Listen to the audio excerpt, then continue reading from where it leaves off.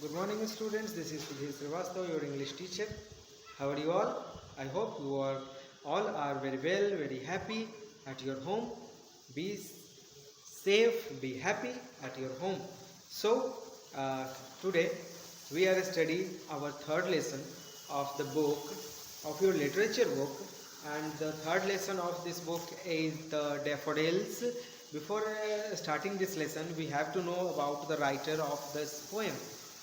The writer of the poem is world famous poet, very known person in the world of literature, and he was Williams Wordsworth. Williams Wordsworth was born in 1770 and died in 1850.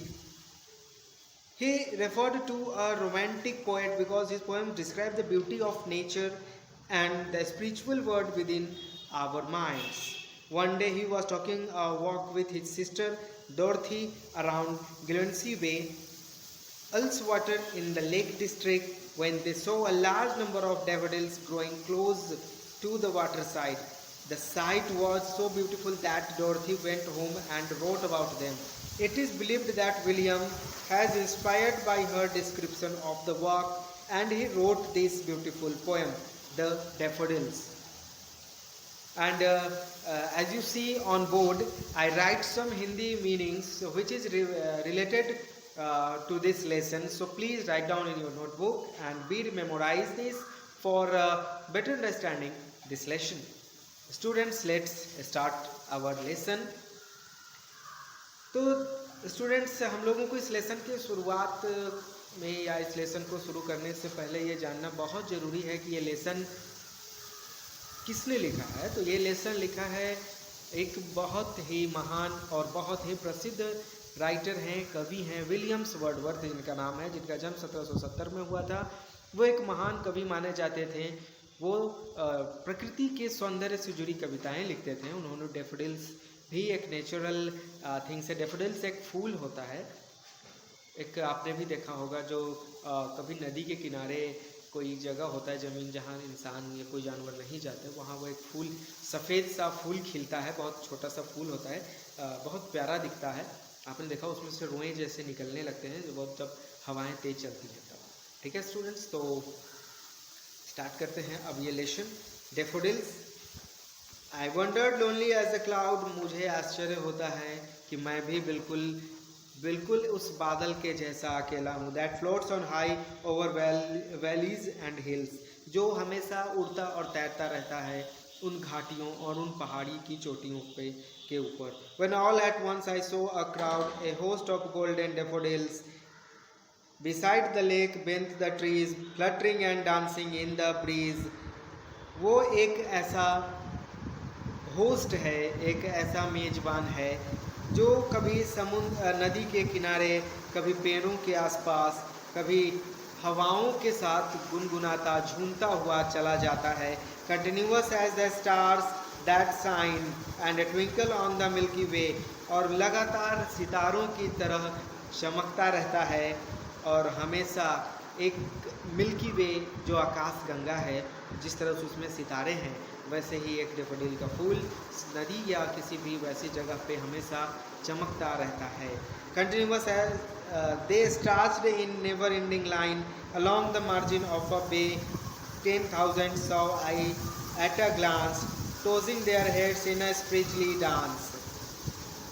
Along the margin of a bay, यहाँ तक कि खाड़ी के उन छोर पे, उस किनारे पर भी वहाँ पे फैला है जो लगभग सैकड़ों किलोमीटर, सैकड़ों हजारों किलोमीटर में लंबा फैला है। अगर एक नज़र में देखा जाए तो वहाँ पर भी वो फैला है, और जहाँ पर बहुत मतलब क्या बोलते हैं उसको, बहुत जहाँ पे जिंदा दिल हो, जहाँ पे अगर आप जाएं तो ऐसा अनुभव हो कि अरे बहुत अच्छा जगह है। वैसा ही है डेफोडिल्स भी, जो बिल्कुल अकेला होते हुए भी अपने आप को बिल्कुल उसके अनुरूप या अनुसार मानता है, और उसको ऐसा लगता है कि कहीं ना कहीं ये बहुत ही अच्छा है। तो स्टूडेंट्स आगे बढ़ते हैं। The waves beside them danced but they outdid the sparkling waves in glee. यहाँ तक कि जब समुद्र का जो पानी ज्वार या भाटा या लहरों के जैसा जब वो वापस ऊपर घाट किनारे की तरफ आता है, उस समय भी उस वो बहुत ज़्यादा खुश होता है, या ऐसा माना जाता है कि समुद्र उस समय बहुत ज़्यादा खुश है। I gazed and gazed but little thought, मैं हमेशा उसकी तरफ देखता और ध्यान से देखता रहता और ये सोचता, what wealth the show to me had brought, आखिर मुझे कौन सी ऐसी संपत्ति मिल गई है यहाँ पर होने से। For of when on my couch I lie, for oft प्रायः ही मैं या हमेशा अक्सर ही मैं ये सोचा करता हूँ, जब मैं अपने उस एक काउच पे, एक सोफ़े पे बैठा या लेटा होता हूँ, तब मैं हमेशा यही सोचता हूँ, इन वैकेंट और इन अ पेंसिव मूड, एक खाली या एक दुखी या उदास के क्षण में, जब मैं बहुत दुखी या बहुत उदास हूँ, उस समय दे फ्लैश अपॉन दैट इन खुशियों से, आनंद से भर जाता है, एंड डांस विद डैफोडिल्स, और मैं भी फिर खुशी के साथ, आनंद के साथ उस डैफोडिल के फूल के जैसा ही शुरू करेंगे। और I hope you all are understand, so please write down these Hindi word meanings in your notebook.